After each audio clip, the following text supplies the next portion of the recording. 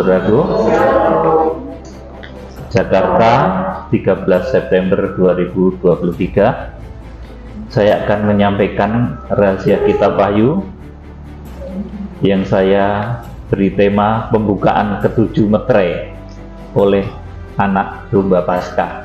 Ini tertulis di dalam kitab Wahyu pasal yang kelima. Saudara, saya sebelumnya akan menerangkan kepada saudara di manakah posisi dari penghukuman 7 meterai, supaya saudara tidak bingung belajar kitab Wahyu, tahu-tahu sudah sangka kalah. Itu bingung, saudara. Belajar kitab Wahyu, tahu-tahu penghukuman cawan murka Allah. Itu orang bingung. Jadi saudara, supaya mengerti detail kronologis dari kitab Wahyu, saya akan terangkan bahwa penghukuman ke-7 meterai itu terjadi nanti setelah gereja itu disucikan, diperdamaikan selama 2 tahun. Jadi ada 7 tahun terakhir toh, itu yang disebut sebagai sabat terakhir Daniel atau kegenapan kitab Wahyu, atau disebut juga itu merupakan masa sengsara. Saudara, nanti setelah 7 tahun terakhir itu berjalan selama 2 tahun, barulah yang disebut penghukuman 7 meterai itu berjalan. Jadi sekarang saya pastikan belum, saudaraku, saat ini belum penghukuman 7 meterai. Kita baru mau menginjak di dalam tahap awal dari kegerakan kitab Wahyu di dalam 7 tahun terakhir penyucian dan pendamaian untuk kita semua. Ketika saudara disucikan, didamaikan, itu tempo hari sudah saya sampaikan, itu rasanya sakit. Dosa-dosa saudara seolah-olah ditelanjangi, kelemahan-kelemahan saudara bisa diketahui oleh orang lain. Saudara, seperti ke-7 jemaat itu ditegur oleh Tuhan, dosa-dosanya, cacat celahnya, tetapi juga ada kelebihan-kelebihan dari jemaat-jemaat itu. Saudara yang dikasihi Tuhan Yesus Kristus, jadi pembukaan ke-7 meterai oleh anak domba Paskah itu nanti terjadi setelah 2 tahun dari 7 tahun terakhir itu berjalan. Itu baru nanti pembukaan ke-7 meterai itu terjadi. Ini belum, tapi saudara, saya beritahu dulu supaya saudara ngerti tentang detail kronologis bagaimana berjalannya kitab Wahyu itu. Saudara, mengenai pembukaan ke-7 meterai oleh anak domba Paskah, oleh anak domba yang tersembelih, kalau di dalam kitab Wahyu pasal 5 ditulis seperti itu tujuannya apa, atau saudaraku? Tujuannya adalah untuk membuka mata hati bangsa Israel, karena di dalam satu nubuatan bahwa kitab yang termeterai itu adalah hati bangsa Israel yang buta, yang belum bisa menerima kebenaran. Di akhir zaman menunjuk kepada bangsa Israel yang belum menerima Tuhan Yesus Kristus, dan itu menjadi tugas kita di dalam kegerakan Buddha Putih nanti.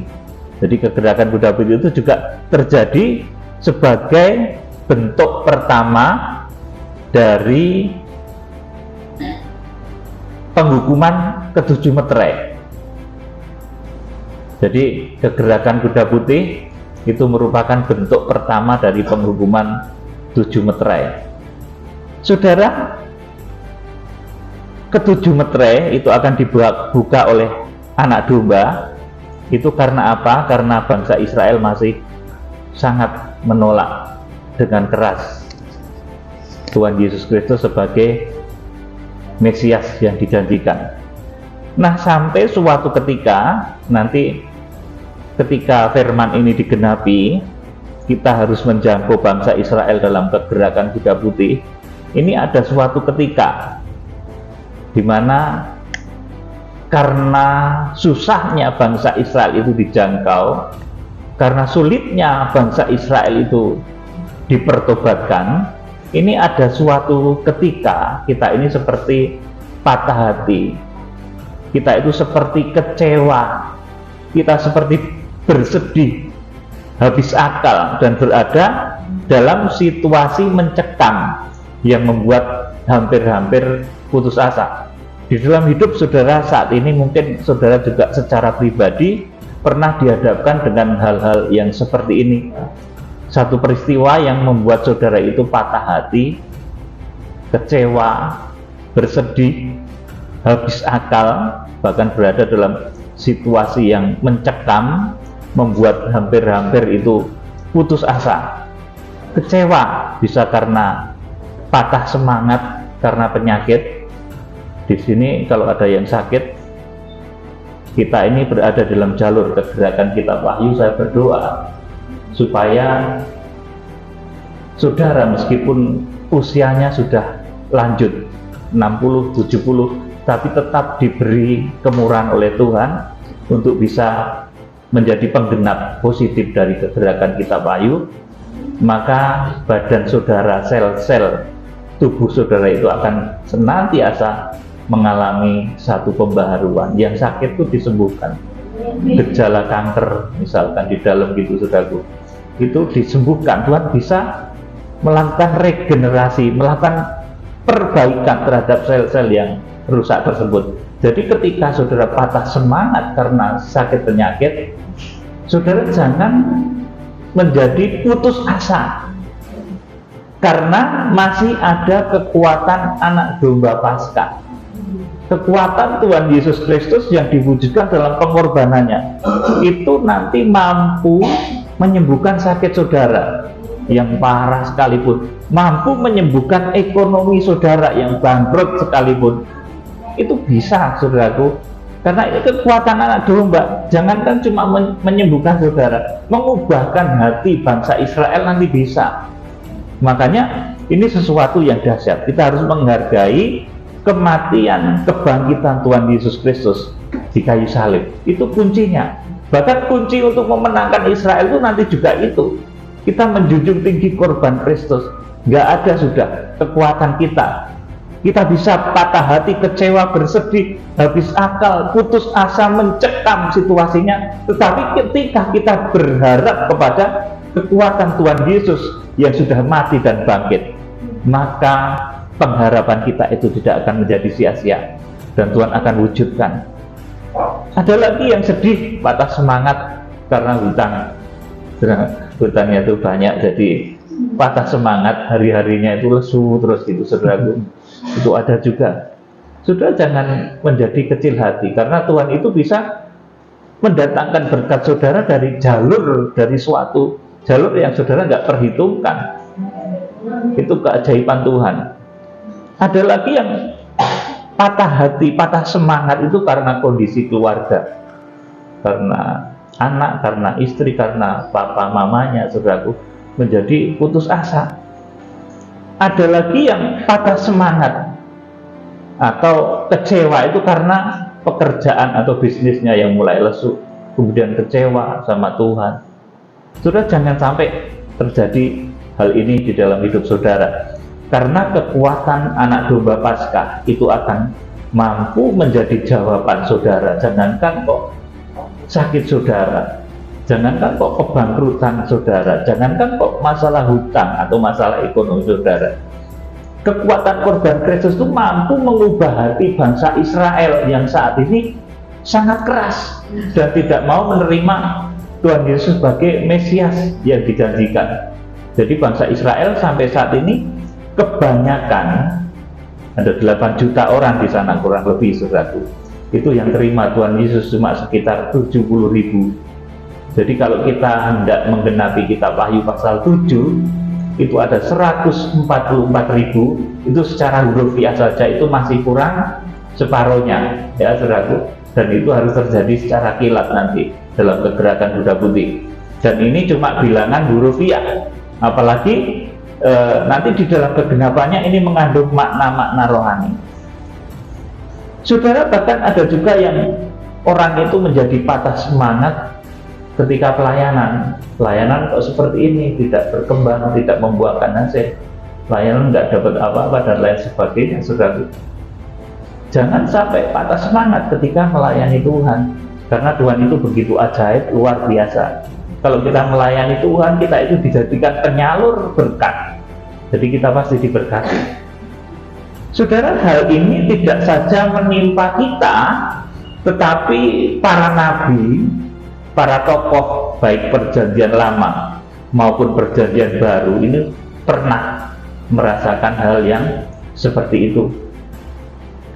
Orang yang putus, yang patah semangat itu rasanya nggak nyaman ya saudaraku.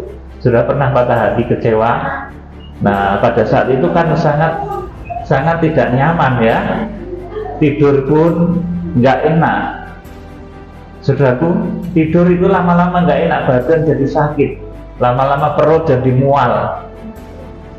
Terus asam lambungnya naik. Lama-lamanya nanti jadi berdebar-debar, jantungnya ikut-ikutan. Saudaraku, itu kalau orang suasana patah hati itu seperti itu.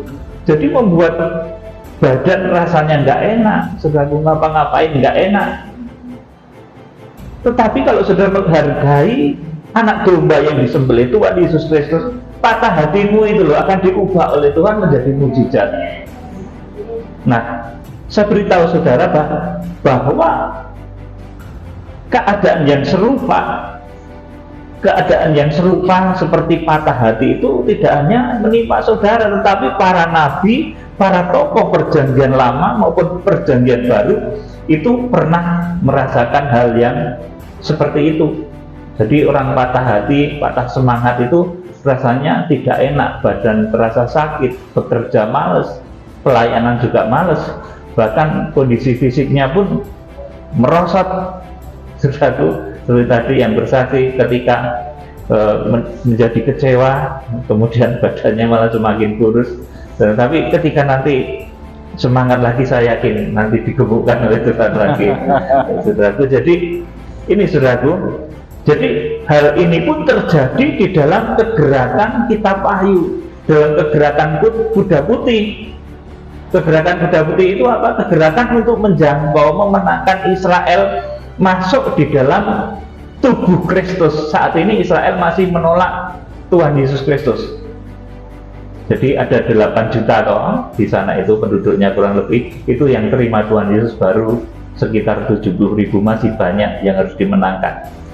Saudara, jadi untuk kegerakan kuda putih ini pun tokoh-tokohnya itu sempat mengalami keputusasaan, saudara, karena sesuatu yang berat. Kita harus menjangkau bangsa Israel itu sesuatu yang berat. Israel itu lebih pintar, lebih kaya, lebih diberkati.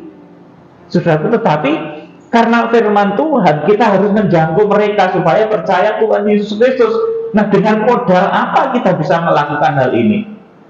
Nah, modalnya nanti adalah kekuatan anak domba yang tersembelih. Kita akan membaca kitab Wahyu pasal 5. Kitab Wahyu pasal 5 ayat 1 sampai 14. Saya mohon dibacakan Pak Tito. Wahyu pasal 5 ayat 1 sampai 14. Kitab yang dimeterai dan anak domba.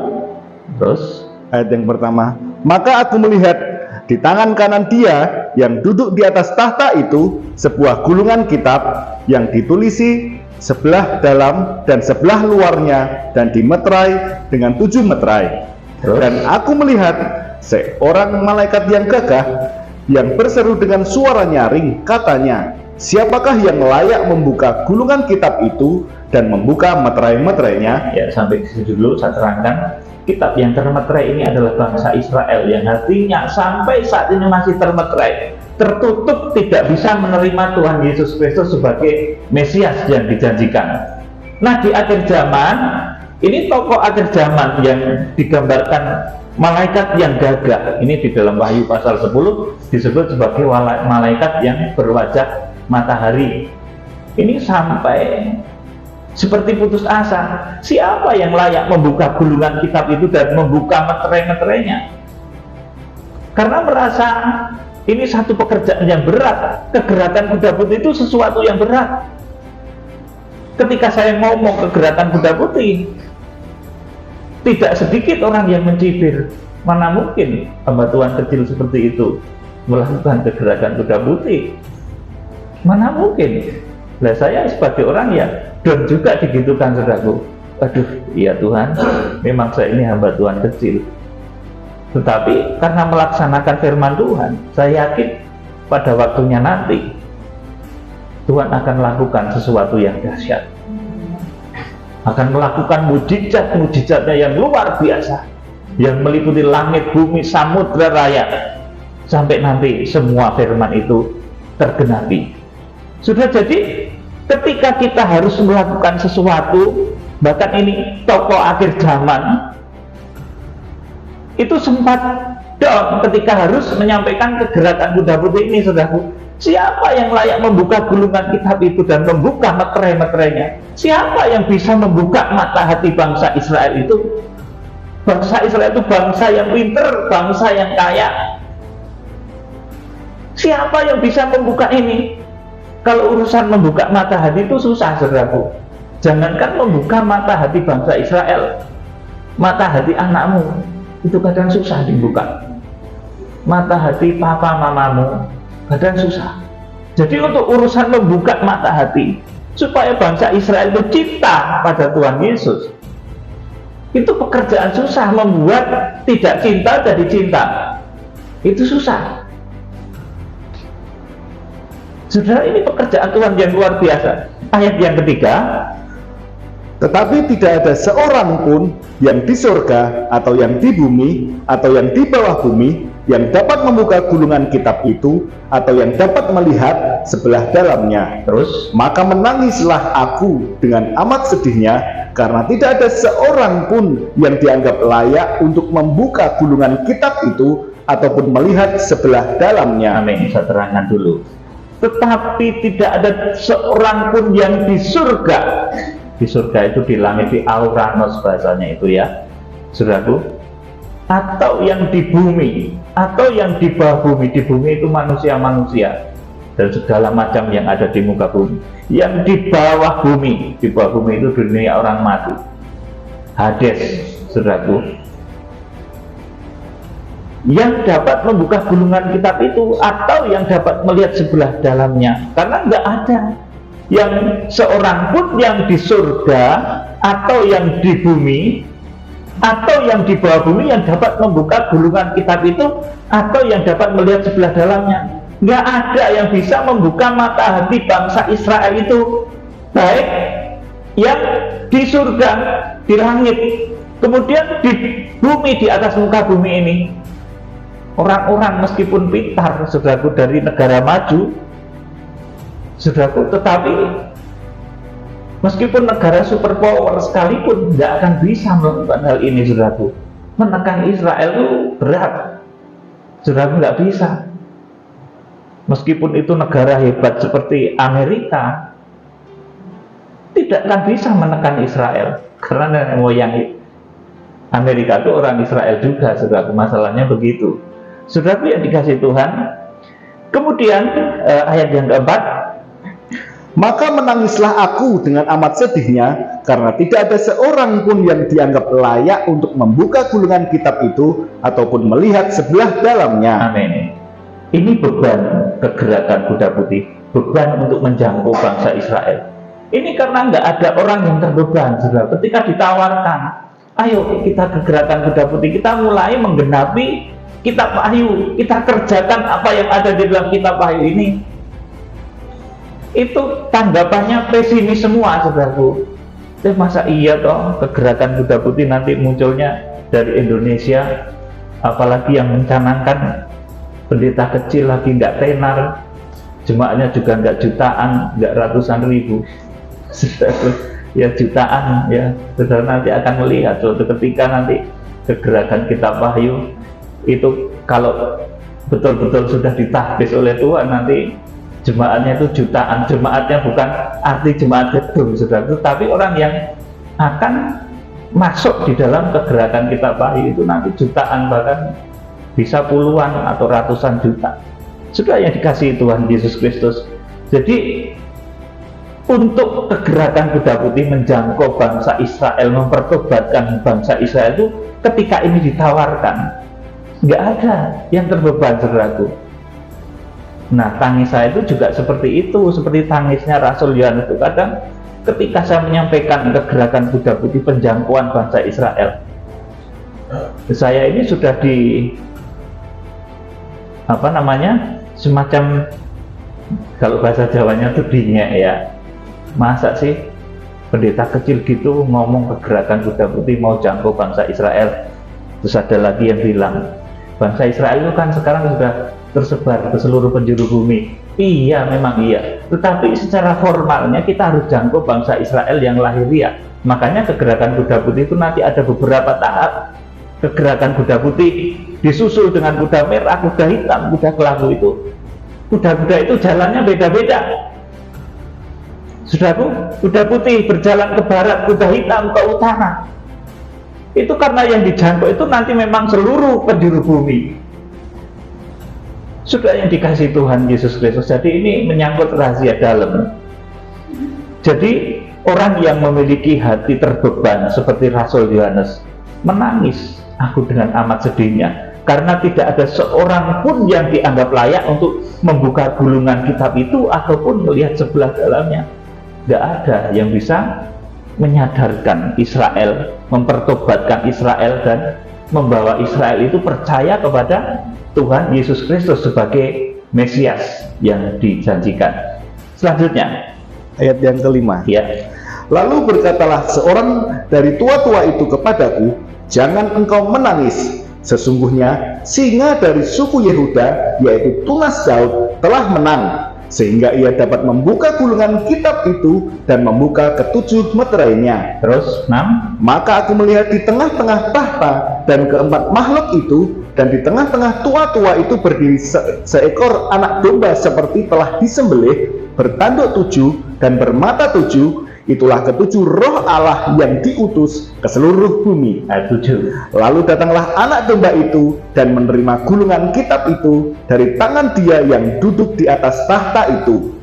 Ketika ia mengambil gulungan kitab itu, tersungkurlah keempat makhluk dan ke-24 tua-tua itu di hadapan anak domba itu, masing-masing memegang satu kecapi dan satu cawat emas penuh dengan kemenyan. Itulah doa orang-orang kudus. Terus, dan mereka menyanyikan suatu nyanyian baru, katanya, engkau layak menerima gulungan kitab itu dan membuka meterai-meterainya, karena engkau telah disembelih dan dengan darahmu engkau telah membeli mereka bagi Allah dari tiap-tiap suku dan bahasa dan kaum dan bangsa. ayat 10. Dan engkau telah membuat mereka menjadi suatu kerajaan dan menjadi imam-imam bagi Allah kita, dan mereka akan memerintah sebagai raja di bumi. Amin. Saya terangkan dulu di sini.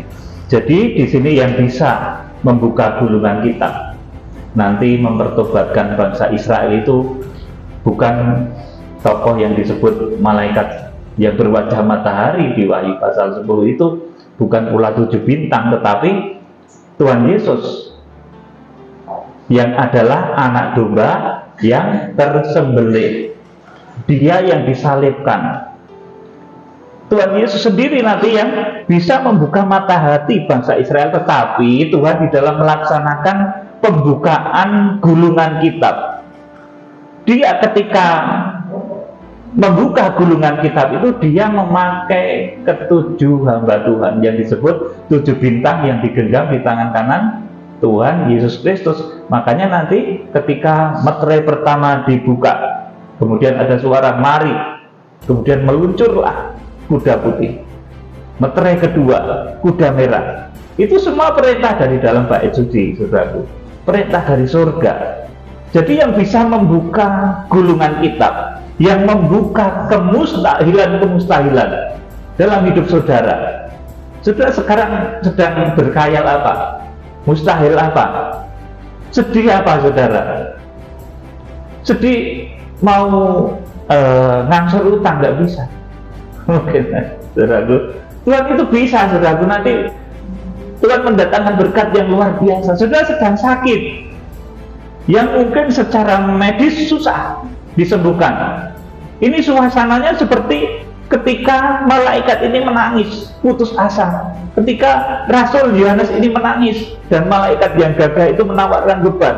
Siapa yang mampu membuka gulungan kitab ini? Siapa yang mampu menciptakan keajaiban-keajaiban dalam hidupmu? Tidak ada lain, dialah Tuhan kita, Yesus Kristus anak domba, yang disembelih, anak domba Paskah. Saudara, ketika saya membaca tentang riwayat Paskah, itu anak domba yang disembelih atau anak domba Paskah itu dimakan, itu tulangnya tidak boleh patah.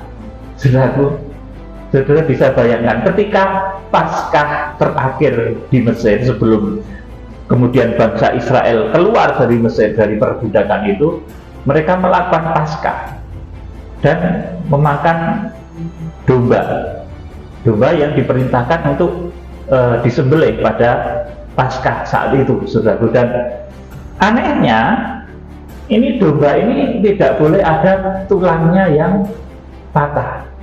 Bayangin, saudaraku, itu susah loh, saudaraku. Saudara makan ayam aja, saudaraku, kalau tulangnya nggak ada yang patah itu susah nggak, saudaraku? Ayam yang utuh itu apa namanya kalau di sini? Ingkung. Dimasak. Kalau orang Jawa Tengah itu bilang ingkung ya. Nah, kalau di sini apa?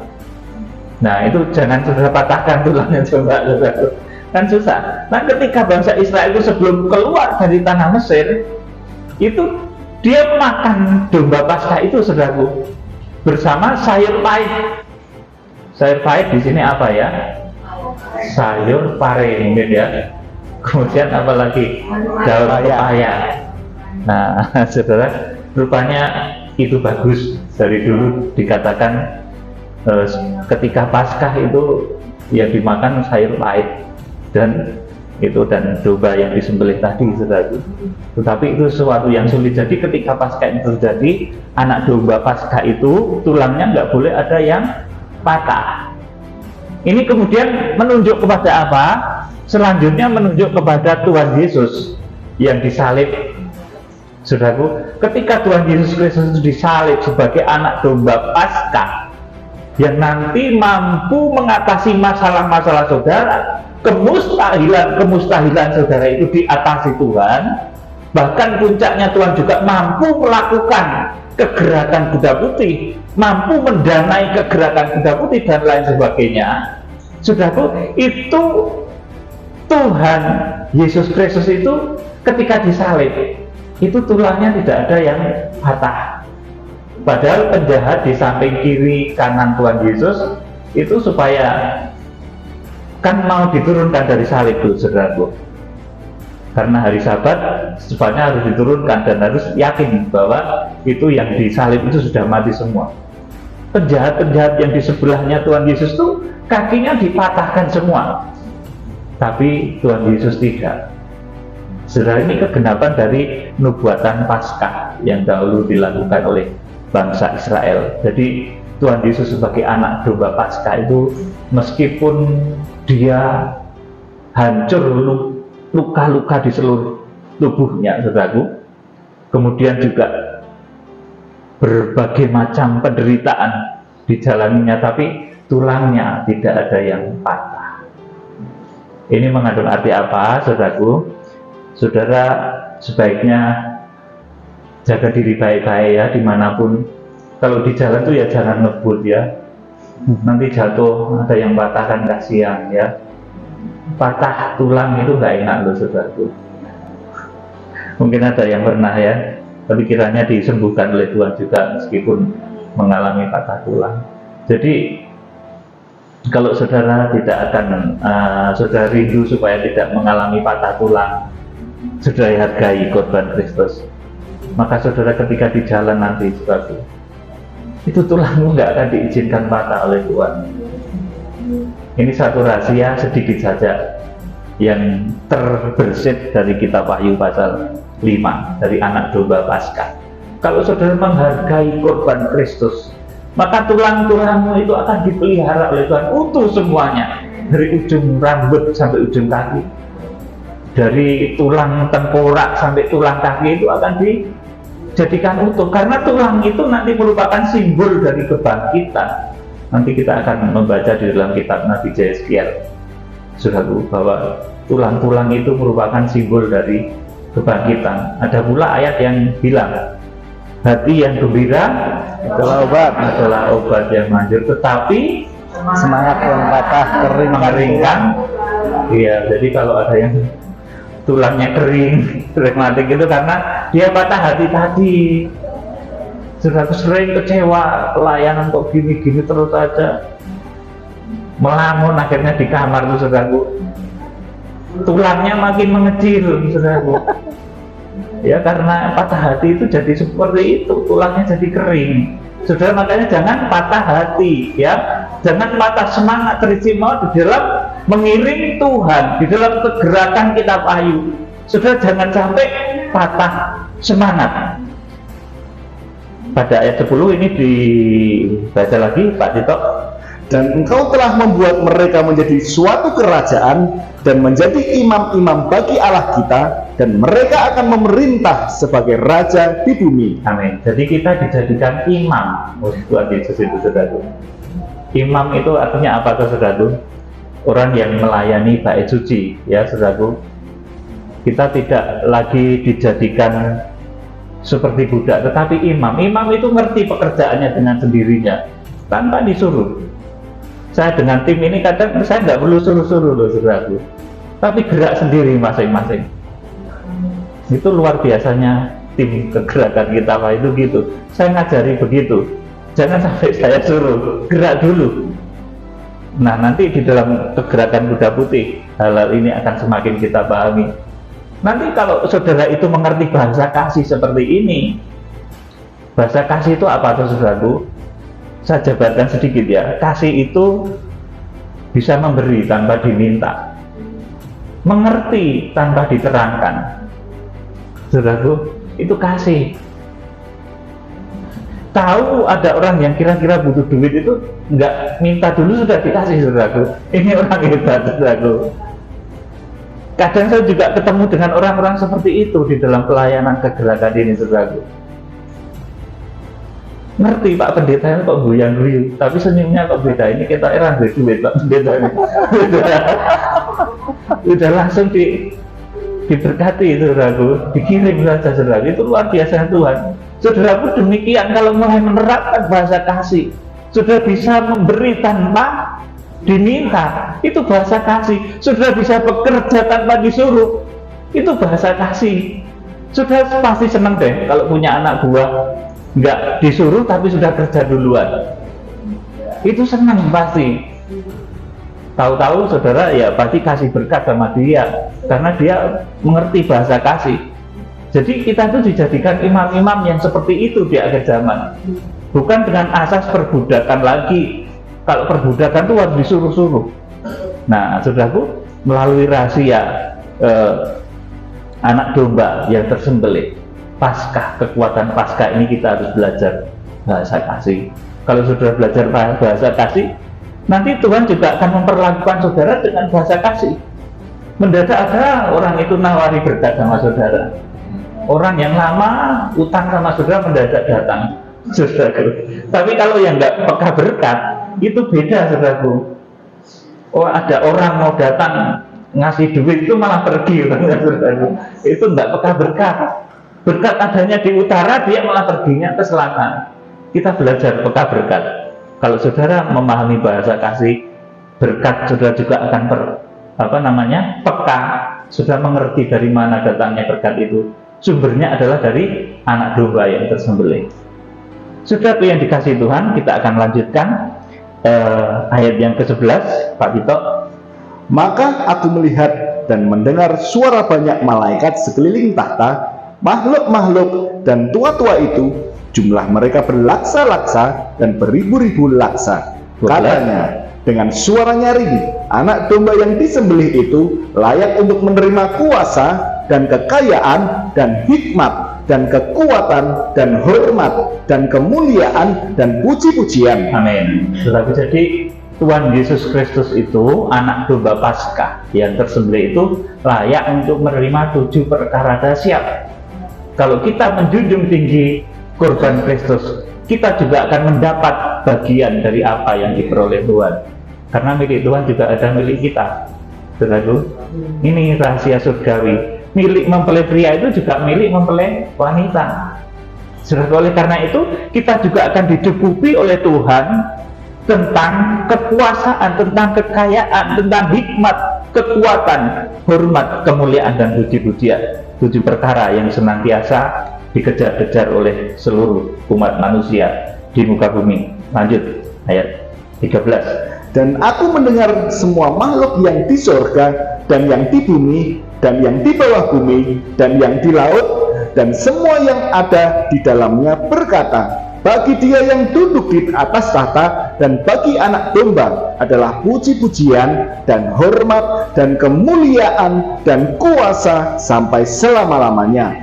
Dan keempat makhluk itu berkata, amin. Dan tua-tua itu jatuh tersungkur dan menyembah. Amin. Jadi yang bisa nanti melaksanakan kegerakan kuda putih itu Tuhan Yesus Kristus melalui tokoh-tokoh akhir zaman yang disebut sebagai ketujuh bintang, yang melaksanakan materi pertama, kedua, ketiga, keempat sampai ketujuh. Itu ketujuh bintang itu, saudaraku.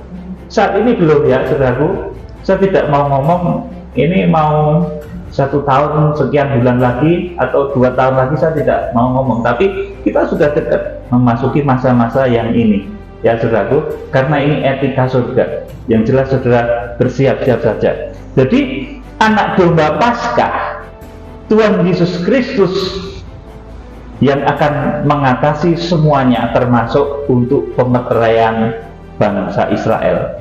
Paskah terakhir sebelum Israel keluar dari perbudakan di Mesir, kita akan membaca di dalam kitab Keluaran pasal 12 ayat 1 dan seterusnya, Pak Tito. Keluaran pasal 12, kita akan belajar dari Paskah terakhir sebelum Israel keluar dari perbudakan di Mesir. Keluaran 12 ayat 1 tentang perayaan Paskah. Ya, terus Berfirmanlah Tuhan kepada Musa dan Harun di tanah Mesir, bulan inilah akan menjadi permulaan segala bulan bagimu, itu akan menjadi bulan pertama bagimu tiap-tiap tahun. Katakanlah kepada segenap jemaah Israel, pada tanggal 10 bulan ini diambillah oleh masing-masing seekor anak domba menurut kaum keluarga, seekor anak domba untuk tiap-tiap rumah tangga. Tetapi jika rumah tangga itu terlalu kecil jumlahnya untuk mengambil seekor anak domba, maka ia bersama-sama dengan tetangganya yang terdekat ke rumahnya haruslah mengambil seekor menurut jumlah jiwa. Tentang anak domba itu, kamu buatlah perkiraan menurut keperluan tiap-tiap orang. ayat 5. Anak dombamu itu harus jantan, tidak bercela, berumur setahun. Kamu boleh ambil domba atau kambing. Kamu harus mengurungnya sampai hari yang ke-14 bulan ini. Lalu seluruh jemaah Israel yang berkumpul harus menyembelihnya pada waktu senja. Kemudian dari darahnya haruslah diambil sedikit dan dibubuhkan pada kedua tiang pintu dan pada ambang atas, pada rumah-rumah di mana orang memakannya. Terus dagingnya harus dimakan mereka pada malam itu juga. Yang dipanggang mereka harus makan dengan roti yang tidak beragi beserta sayur pahit. amin. Sampai sini dulu. Jadi ini anak domba itu harus dari domba yang terbaik ya. Kemudian juga dagingnya harus dimakan mereka pada malam itu juga. Yang dipanggang mereka harus makan dengan roti yang tidak beragi beserta sayur pahit. Saudara, jadi ini cara masaknya itu dipanggang ya. Saudara, kalau di Bali itu ada babi panggang ya, itu enak. Saudara. Nah, Paskah ini rupanya kambing panggang, tapi nanti ada ketentuannya yang lebih detail lagi ya. Saudara, dilanjut ayat 9. Janganlah kamu memakannya mentah atau direbus dalam air, hanya dipanggang di api, lengkap dengan kepalanya dan betisnya dan isi perutnya. Terus? Janganlah kamu tinggalkan apa-apa dari daging itu sampai pagi. Apa yang tinggal sampai pagi kamu bakarlah habis dengan api. Terus? Dan beginilah kamu memakannya, pinggangmu berikat, kasut dan kakimu, dan tongkat di tanganmu. Buru-burulah kamu memakannya, itulah Paskah bagi Tuhan. Iya, terus Sebab pada malam ini aku akan menjalani tanah Mesir, dan semua anak sulung dari anak manusia sampai anak binatang akan kubunuh. Dan kepada semua allah di Mesir akan kujatuhkan hukuman. Akulah Tuhan. Dan darah itu menjadi tanda bagimu Pada rumah-rumah di mana kamu tinggal, apabila aku melihat darah itu, maka aku akan lewat daripada kamu. Jadi tidak akan ada tulah kemusnahan di tengah-tengah kamu apabila aku menghukum tanah Mesir. Ya, terus Hari ini akan menjadi hari peringatan bagimu. Kamu harus merayakannya sebagai hari raya bagi Tuhan turun-temurun. Kamu harus merayakannya sebagai ketetapan untuk selamanya. kamu makanlah roti yang tidak beragi 7 hari lamanya. Pada hari pertama pun kamu buanglah segala ragi dari rumahmu.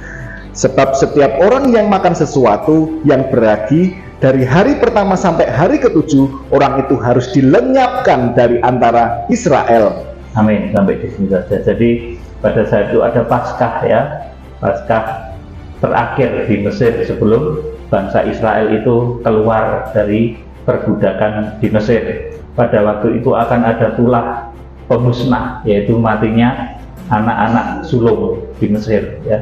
Saudaraku, jadi supaya terhindar, kemudian ada ketentuan-ketentuan ini. Siapa yang ada tanda darah anak domba itu akan diselamatkan. Demikian pula dari tulah-tulah akhir zaman yang berwujud 21 malapetaka akhir zaman, 7 meterai, 7 sangkakala, dan 7 cawan murka Allah, itu saudara akan terhindar kalau saudara menjunjung tinggi pengorbanan Tuhan Yesus Kristus. Dia adalah anak domba Paskah.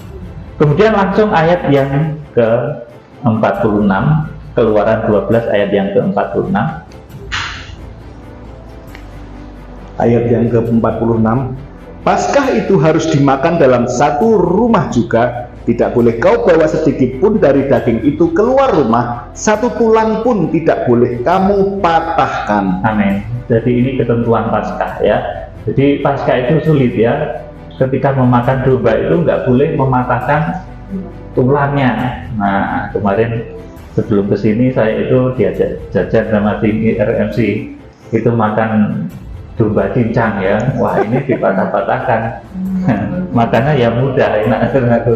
Tapi ketika Paskah itu, saudaraku, itu nggak boleh begitu. Tulangnya nggak ada satupun yang boleh patah. Nah, ini susah, saudaraku. Makanya Paskah itu sesuatu yang sulit. Karena tulang itu nanti menunjuk kepada kuasa kebangkitan. Ya, nanti kita akan baca di dalam Yeskiel. Dan ini nanti menunjuk kepada Tuhan Yesus yang tulangnya tidak satupun patah. Karena dia penyelamat, dia kebangkitan sulung, saudaraku. Maka tulangnya itu nggak ada yang dipatahkan ketika dia disalib. Nggak ada. Tapi penjahat di kiri dan kanannya itu kakinya dipatahkan semua. Jadi ini satu hal yang harus saudara ingat. Supaya saudara terhindar dari patahnya tulang, hargai korban Kristus. Ya, ya, ini preventif saja, saudaraku. Tapi firman ini mengandung satu hikmat di dalamnya yang harus kita cermati. Kalau saudara ingin terlepas dari bahaya yang mengancam tulangmu, junjung tinggi korban Kristus, pengorbanan Tuhan Yesus Kristus. Luar biasa. Kita akan membaca Mazmur. Ini nubuatannya juga. Mazmur itu kira-kira ya 1000 tahun sebelum Tuhan Yesus disalib, ya, saudaraku. Mazmur 34 ayat 19 sampai 21. Mazmur 34 ayat 19 sampai 21. Tuhan itu dekat kepada orang-orang yang patah hati, dan ia menyelamatkan orang-orang yang remuk jiwanya. Amin. Siapa yang sedang patah hati, remuk jiwanya, ternyata Tuhan itu dekat kepada orang-orang yang patah hati. Tetapi yang mau menghargai korban Kristus, mau tetap berharap pada Tuhan. Kalau patah hati terus bunuh diri, ya Tuhan nggak dekat. Saudara, itu beda lagi, ya. Ada yang patah hati itu bunuh diri. Tapi kalau patah hati terus mendekat sama Tuhan, Tuhan menjadi kekuatannya. Ayat 20.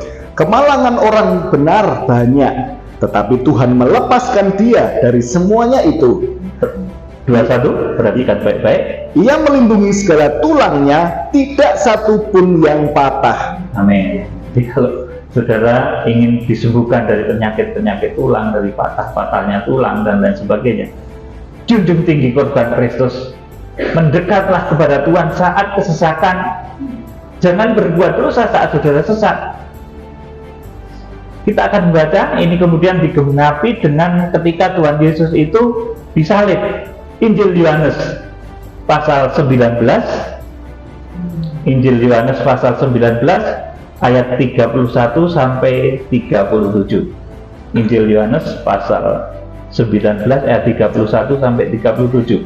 Lambung Yesus ditikam. Ya, terus Karena hari itu dari persiapan dan supaya pada hari Sabat mayat-mayat itu tidak tinggal tergantung pada kayu salib, sebab Sabat itu adalah hari yang besar, maka datanglah orang-orang Yahudi kepada Pilatus dan meminta kepadanya supaya kaki orang-orang itu dipatahkan dan mayat-mayatnya diturunkan. amin. Jadi pada saat Tuhan Yesus Kristus disalib, di samping kiri kanannya itu ada penjahat-penjahat. Itu penjahat-penjahat itu kakinya dipatahkan. Bahkan juga termasuk penjahat yang kemudian terima Tuhan Yesus. Karena di sini selain Tuhan Yesus itu kakinya dipatahkan semua, saudaraku. Kemudian ayat 32, Maka datanglah prajurit-prajurit lalu mematahkan kaki orang yang pertama dan kaki orang yang lain yang disalibkan bersama-sama dengan Yesus. amin. Jadi itu kan ada dua penjahat, yang satu mengolok Tuhan, yang satunya terima Tuhan Yesus. Dua-duanya itu dipatahkan tulang kakinya, tapi Tuhan Yesus tidak. Ayat 33. Tetapi ketika mereka sampai kepada Yesus dan melihat bahwa ia telah mati, mereka tidak mematahkan kakinya. Terus Tetapi seorang dari antara prajurit itu menikam lambungnya dengan tombak dan segera mengalir keluar darah dan air. terus Dan orang yang melihat hal itu sendiri yang memberikan kesaksian ini, dan kesaksiannya benar, dan ia tahu bahwa ia mengatakan kebenaran supaya kamu juga percaya. Sebab hal itu terjadi supaya genaplah yang tertulis dalam kitab suci, tidak ada tulangnya yang akan dipatahkan. terus Dan ada pula nas yang mengatakan mereka akan memandang kepada dia yang telah mereka tikam. amin. Lalu jadi sebab itu terjadi supaya genaplah yang tertulis dalam kitab suci, tidak ada tulangnya yang dipatahkan. Tuhan Yesus sebagai kebangkitan sulung, saudaraku.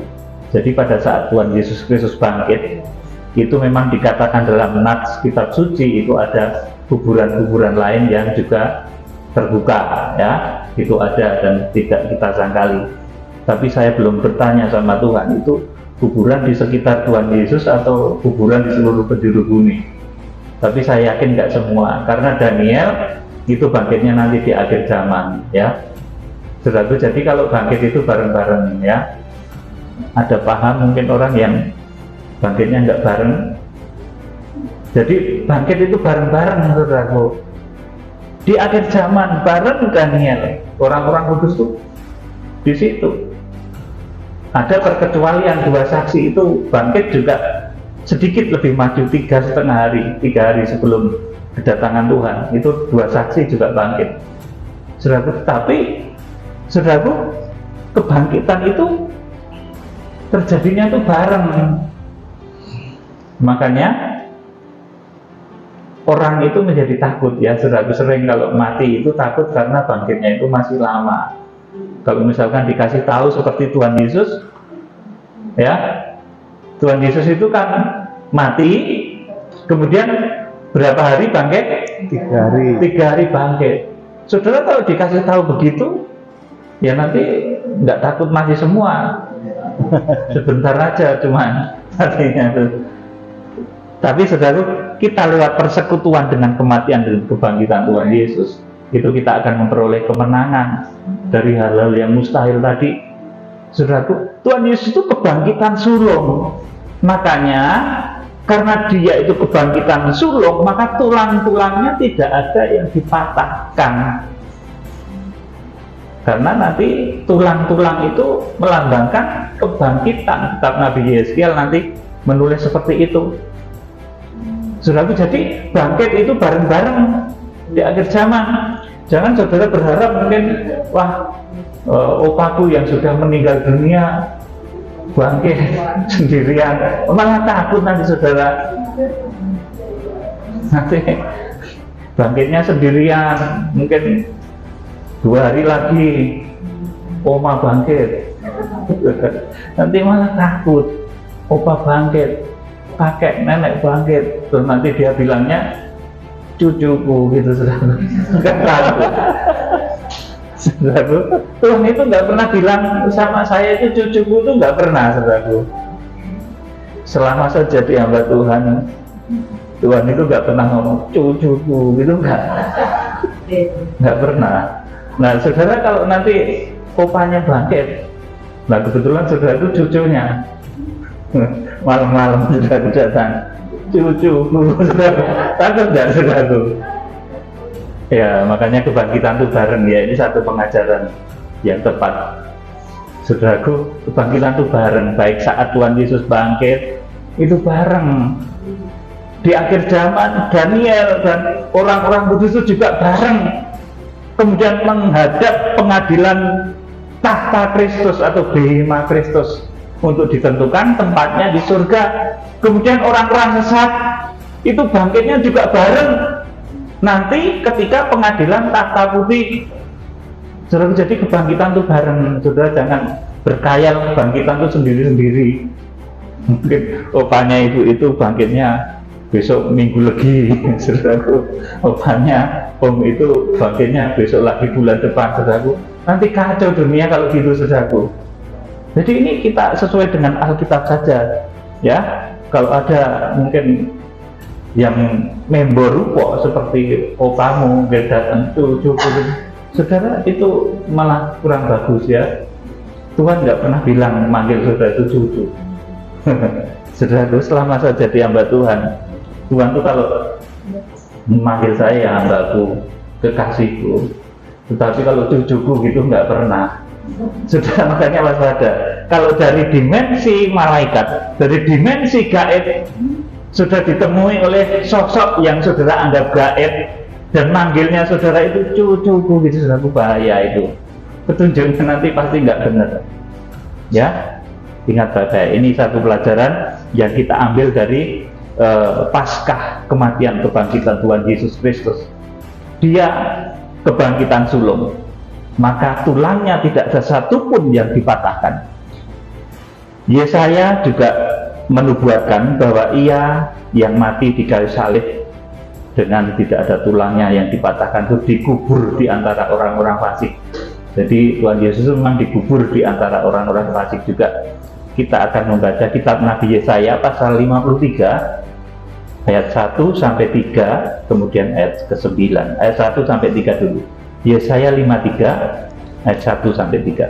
Siapakah yang percaya kepada berita yang kami dengar, dan kepada siapakah tangan kekuasaan Tuhan dinyatakan? Sebagai taro ia tumbuh di hadapan Tuhan, dan sebagai tunas dari tanah kering.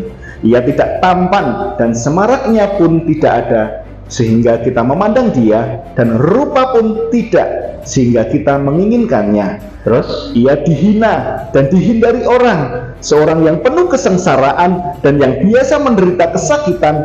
Ia sangat dihina sehingga orang menutup mukanya terhadap dia, dan bagi kita pun dia tidak masuk hitungan. Amin. Ini Tuhan Yesus, anak domba yang disembelih itu, nasibnya seperti itu.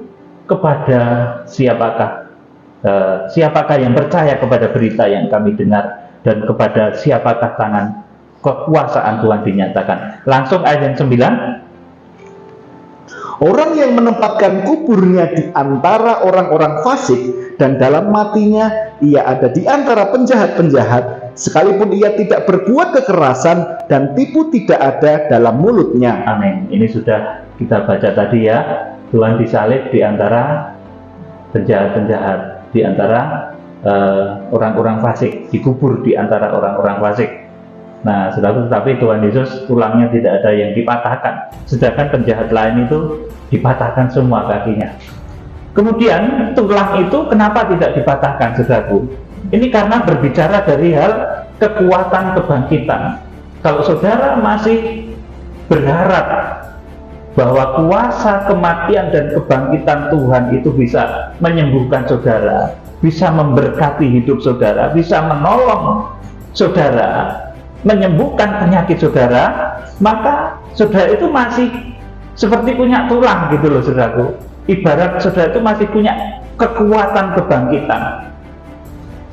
Saudara, ini firman ini saya sampaikan, saya itu mendapat satu pernyataan, kan hati saya itu hancur ketika menyampaikan berita Kitab Wahyu, pergerakan Kitab Wahyu. Tuhan, saya itu memberitakan Kitab Wahyu, berat sekali Tuhan, hatiku hancur Tuhan. Dan bilang gitu, Tuhan ngomong, hatimu yang hancur itu tidak seberapa daripada kalau hati yang patah itu tidak seberapa daripada kalau tulangmu yang patah. Oh ya benar Tuhan, kalau tulang patah sudah nggak bisa apa-apa lagi, nanti saya nggak bisa melayani lagi. Jadi Tuhan memberikan penghiburan. Kalau saudara di hati saudara masih ada kuasa kebangkitan, menghargai kekuatan korban Kristus itu hidup dalam diri saudara, sakit pun disembuhkan, kanker yang ganas-ganas itu nggak jadi saudaraku, batal, takut sama korban Kristus saudaraku. Dagingnya mulai tumbuh 1 cm, sudah berdoa sungguh-sungguh juga dengan hikmat ya, jangan karena sudah berdoa nanti makannya pola makan yang buruk, dia tetap bendul nanti. Sudah dengan hikmat berdoa sungguh-sungguh, mohon kuasa Tuhan, tapi dengan hikmat mengkonsumsi makanan yang baik. Yang sudah bendul 1 cm itu nanti bisa kempis saudaraku. Benar ini saudaraku. Tetapi saya itu juga kadang sebagai pemberita kegerakan Kitab Wahyu itu, orang-orang doanya kemudian mintanya aneh-aneh. Pak Pendeta, doakan supaya gigi saya itu tumbuh lagi. Ya ini susah, ini susah. Saya belum bisa menemukan formulanya seperti apa. Ya mungkin suatu saat bisa dijawab juga ya. Karena orang yang ikut di dalam kegerakan Kitab Wahyu itu, sel-sel tubuhnya dari hari ke hari itu akan diperbaiki oleh Tuhan. Tapi kalau doa-doa yang sulit gitu ya, saya masih berdoa sama Tuhan, ini gigi suruh tumbuh lagi. Wah, saya sendiri ini kalau gitu daftar pertama. Jadi kadang seperti itu saudaraku, doanya minta doanya tuh mulai aneh-aneh. Ya saya diem kalau gitu.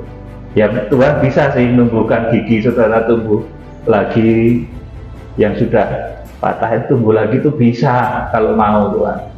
Tuhan juga bisa membuat rambut saudara yang sudah putih itu tumbuhnya hitam lagi, itu bisa.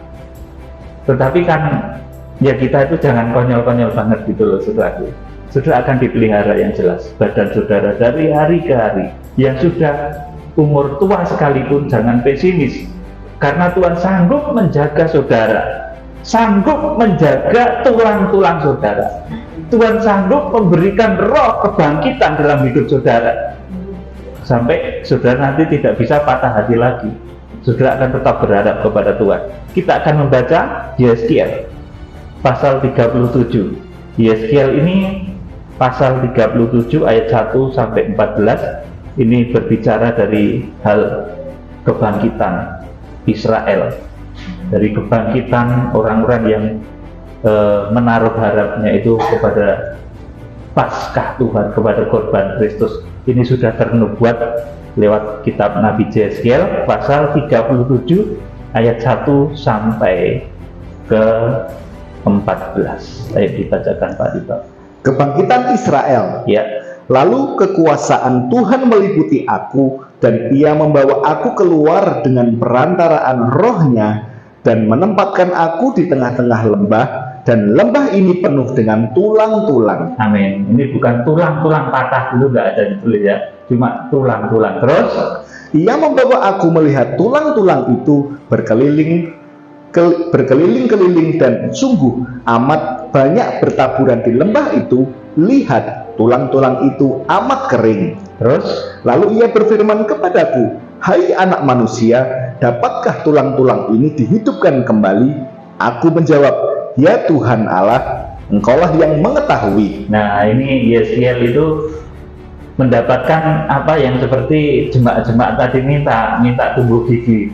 Ini susah, saudaraku. Ini ada pertanyaan, lalu ia berfirman kepadaku, hai anak manusia, dapatkah tulang-tulang itu dihidupkan kembali? Aku menjawab, ya Tuhan Allah, engkaulah yang mengetahuinya.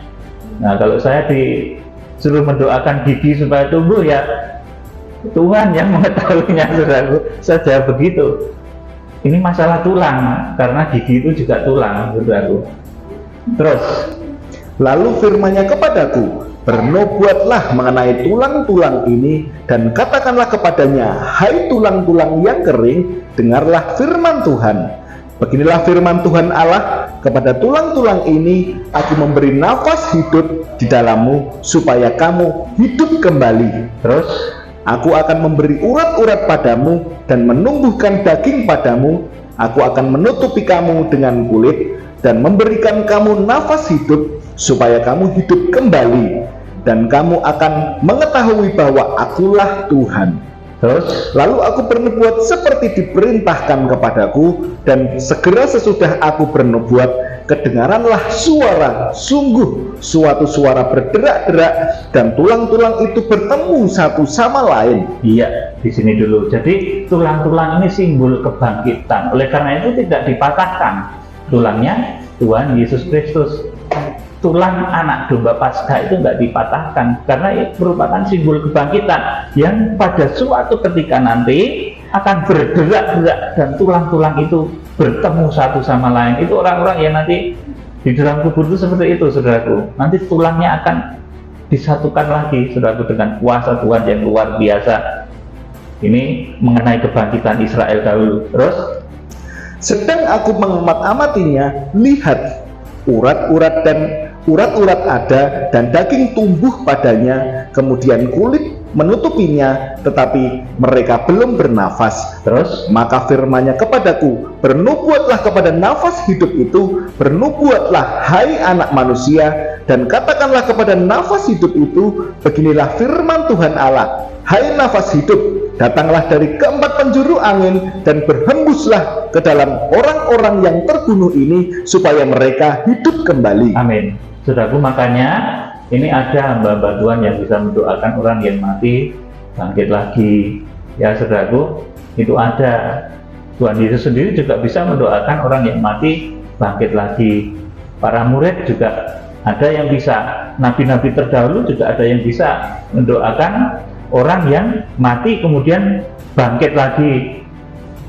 Saudaraku, dilanjutkan Ayat yang ke-10. Lalu aku bernubuat seperti diperintahkannya kepadaku, dan nafas hidup itu masuk di dalam mereka sehingga mereka hidup kembali. Mereka menjejakkan kakinya suatu tentara yang sangat besar. Firman-Nya kepadaku, hai anak manusia, tulang-tulang ini adalah seluruh kaum Israel. Sungguh mereka sendiri mengatakan, tulang-tulang kami sudah menjadi kering dan pengharapan kami sudah lenyap, kami sudah hilang. Oleh sebab itu bernubuatlah dan katakan kepada mereka, beginilah firman Tuhan Allah, sungguh aku membuka kubur-kuburmu dan membangkitkan kamu, hai umatku, dari dalamnya, dan aku akan membawa kamu ke tanah Israel. terus Dan kamu akan mengetahui bahwa akulah Tuhan pada saat aku membuka kubur-kuburmu dan membangkitkan kamu, hai umatku, dari dalamnya. terus 14. Aku akan memberikan rohku ke dalammu sehingga kamu hidup kembali, dan aku akan membiarkan kamu tinggal di tanahmu, dan kamu akan mengetahui bahwa aku Tuhan yang mengatakannya dan membuatnya. Demikianlah firman Tuhan. Amin. Jadi tulang-tulang itu merupakan simbol dari kebangkitan. Kalau saudara masih memiliki hati yang bangkit, bergelora, cinta Tuhan, cinta korban Kristus, saudara, mujizat itu masih berlaku dalam hidup saudara. Mujizat dalam kesehatan, mujizat dalam hal ekonomi, mujizat di dalam apa saja dalam keluarga itu masih berlaku dalam hidup saudara. Saudara masih punya tulang kebangkitan artinya. Saudaraku, bukan tulang bahasa Batak ya, saudaraku. Kalau tulang bahasa Batak itu artinya apa itu? Om ya, ya paman. Jadi saudara masih punya tulang kebangkitan. Artinya kalau saudara itu masih melandaskan hidup saudara itu pada kekuatan korban Kristus, maka saudara akan dibangkitkan dari kesulitan ekonomi, dibangkitkan dari kesulitan hidup, dibangkitkan dari sakit penyakit, bahkan dari berbagai masalah yang saudara hadapi. Saudara, sebagai ayat terakhir, Amsal 17 ayat 22. Amsal 17 ayat 22. Hati yang gembira adalah obat yang manjur, tetapi semangat yang patah mengeringkan tulang. Amin. Jadi mulai saat ini saudara jangan patah semangat mengikuti kegerakan kitab Wahyu. Saudara jangan patah semangat karena saudara masih memiliki tulang kebangkitan. Saudara masih menjunjung tinggi korban Kristus. Hidup saudara, meskipun saudara menghadapi kesulitan, saudara akan mampu mendapatkan jawaban yang luar biasa. Kesehatan dipulihkan, ekonomi dipulihkan, bahkan berbagai masalah yang menerpa hidupmu, Tuhan yang akan menjawab. Jangankan kok masalah saudara, bangsa Israel yang begitu susah, itu lewat pengorbanan Tuhan Yesus, anak domba yang disembelih. Itu Tuhan mampu melakukan membuka mata hati bangsa Israel. Kiranya Tuhan Yesus Kristus memberkati.